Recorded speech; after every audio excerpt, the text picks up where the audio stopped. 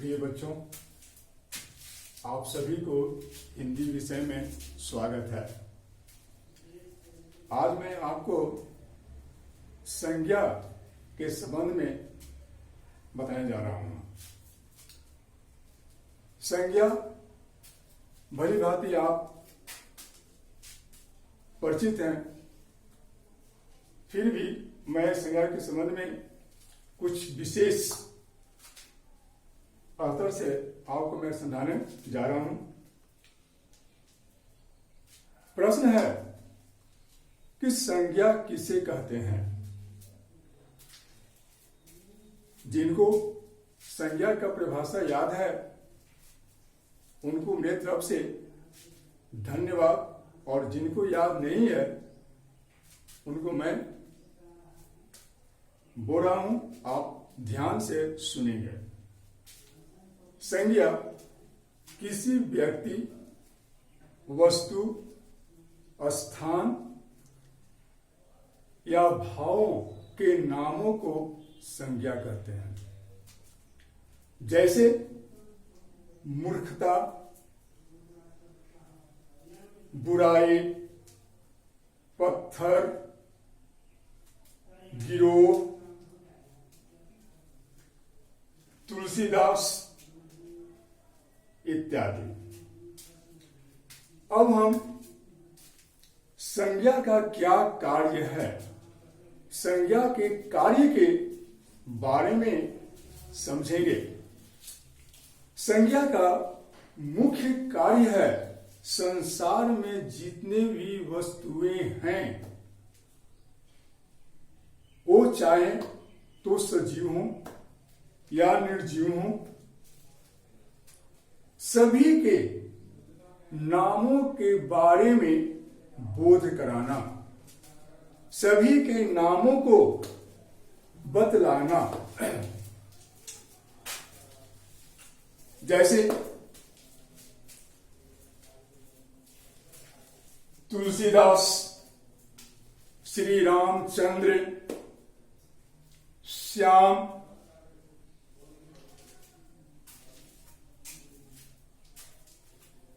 झीलों से लेते हैं तो डल, वैकाल, नदियों से गंगा, यमुना, देशों, महादेशों से तो भारत, रूस, चाइना, एशिया, यूरोप। इसके बाद पहाड़ों से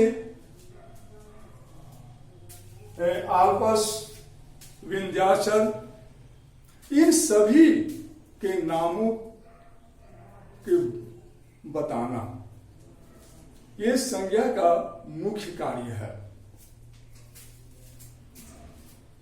संज्ञा को हम कई भागों में बांटते हैं।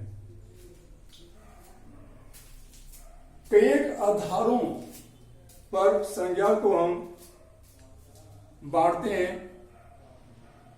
जैसे पहला है प्राणीवाचक और अप्राणीवाचक के आधार पर संज्ञा को हम बांटते हैं। दूसरा है गणना के आधार पर, तीसरा है व्युत्पत्ति के आधार पर, और चौथा है अर्थ के आधार पर। तो इन सभी आधारों पर संज्ञा को हम बांटते हैं, लेकिन इन सभी में अर्थ के आधार पर संज्ञा के 5 भेद होते हैं। पहला है व्यक्तिवाचक संज्ञा। जिस संज्ञा से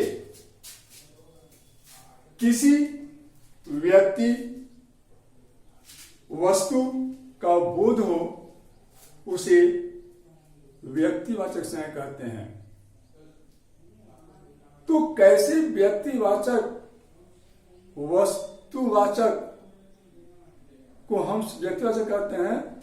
विशेष, जिससे एक का बोध होता है। जैसे तुलसीदास, कोई एक ही तुलसीदास है। श्री रामचंद्र, कोई एक ही है, एक ही भगवान है।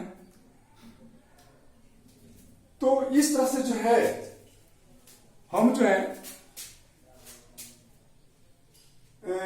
हम इनको इसके अंतर्गत जैसे नदियों का नाम गंगा जमुना एक है, झीलों का नाम दल वैकाल, समुद्रों का नाम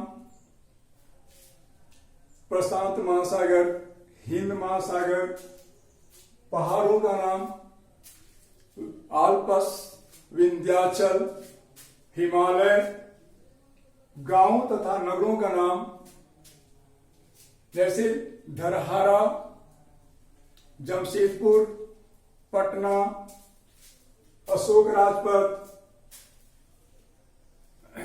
परिधान। राज्यों में उड़ीसा, बिहार, त्योहारों में होली, दशहरा, गणतंत्र दिवस, दिनों में सोमवार, मंगलवार, बुधवार, और महीनों में जनवरी से लेकर दिसंबर तक। ये सभी व्यक्तिवाचक संज्ञा के अंतर्गत आते हैं। दूसरा है जातिवाचक संज्ञा। जिस संज्ञा से किसी व्यक्ति, वस्तु के संपूर्ण जाति का बोध होता है, उसे जातिवाचक संज्ञा कहते हैं। जैसे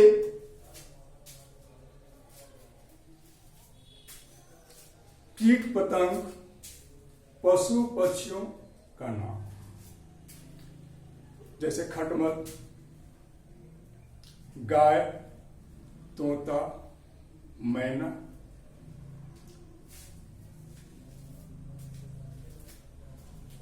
अन्न मसाले, सब्जियों का नाम चावल, गेहूं,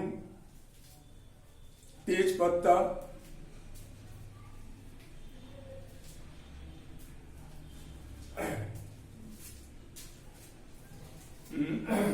पहनने ओढ़ने आदि का नाम जैसे तोशक, तकिया, कुर्ता, पैजामा। संबंधियों का नाम भाई, बहन। सवारियों का नाम रेल, नाव, साइकिल। ये सभी जातिवाचक संज्ञा के उदाहरण हैं। तीसरा है समूहवाचक संज्ञा। तो तीसरा है समूहवाचक संज्ञा। समूहवाचक संज्ञा उसे कहते हैं जो किसी वस्तु या प्राणियों की संपूर्ण जाति का बोध कराता है। जैसे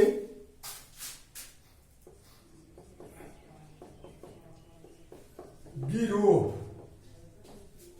तो गिरोह में एक व्यक्ति नहीं होते हैं, बहुत से व्यक्ति होते हैं और उन सभी व्यक्तियों को मिलाकर एक गिरोह बनता है। वर्ग इसको कहते हैं, अंग्रेजी में क्लास कहते हैं और हिंदी में वर्ग कहते हैं। तो वर्ग में एक बच्चे नहीं होते हैं, बहुत से बच्चे होते हैं। बहुत से बच्चों को मिलाकर एक क्लास बनता है, एक वर्ग बनता है। इसलिए वर्ग समूहवाचक संज्ञा कह जाएंगे। गुच्छा वो चाबी का गुच्छा हो या अंगूर का गुच्छा हो, उसमें एक चाबी नहीं होते हैं, उसमें बहुत सा चाबी होते हैं। अंगूर का गुच्छा, उसमें एक गुच्छा नहीं, एक अंगूर नहीं होते हैं, बल्कि बहुत सारे अंगूर होते हैं। दल, इस दल में भी जो है एक व्यक्ति नहीं होते हैं, बहुत सा व्यक्तियों को मिलाकर एक दल होता है।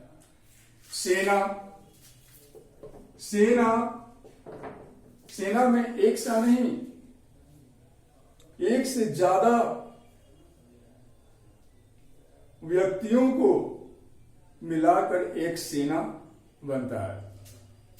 तो ये सभी जो है समूहवाचक संज्ञा कहे जाएंगे। द्रव्यवाचक संज्ञा जिस संज्ञा से धातु या द्रव का बोध होता है उसे द्रव्यवाचक संज्ञा कहते हैं। जैसे घी, सोना, चांदी, पीतल इत्यादि। तो भाववाचक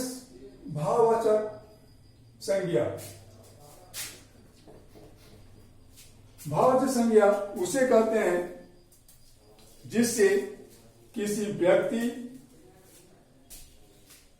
या पदार्थों के गुण, धर्म, स्वभाव का बोध होता है।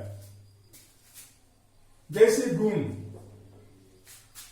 के अंतर्गत चतुराई, सौंदर्य, कुशाग्रता ये सभी आते हैं। अवस्था जैसे जवानी, बचपन, बुढ़ापा। जब व्यक्ति छोटे होते हैं तो उनका अवस्था जो होता है बचपन का होता है। जब वो बड़े हो जाते हैं तो वे जवानी की अवस्था में आ जाते हैं, और जब उनका उम्र जो है धीरे धीरे ढलने लगता है तो उनका अवस्था जो है बुढ़ापा की ओर आने लगता है। माप मतलब क्या होता है? मापना।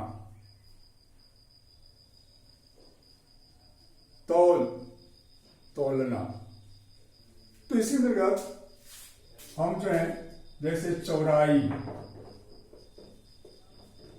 मोटाई, ऊंचाई ये सभी माप कहा जाता है। क्रिया जैसे सुस्ती यानी कि इसको कहते हैं किसी काम को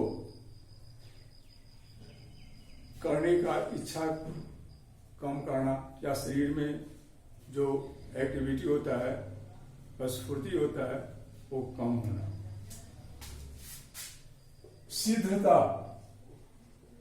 सिद्धता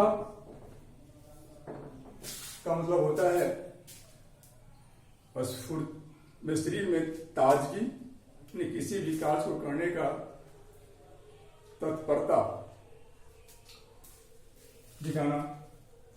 स्वाद जैसे आप भोजन करते हैं तो उसमें तीता, खट्टा, मीठा होता है। यानी कि तीतापन हो गया, मिठास हो गया, खट्टापन हो गया, ये सभी जो है भाववाचक संज्ञा अंतर्गत आते हैं। बच्चों, इसके साथ ही मैं संज्ञा समाप्त कर रहा हूं। धन्यवाद। और संज्ञा का नोट विद्यालय में उपलब्ध हैं और विद्यालय से प्राप्त कर सकते हैं।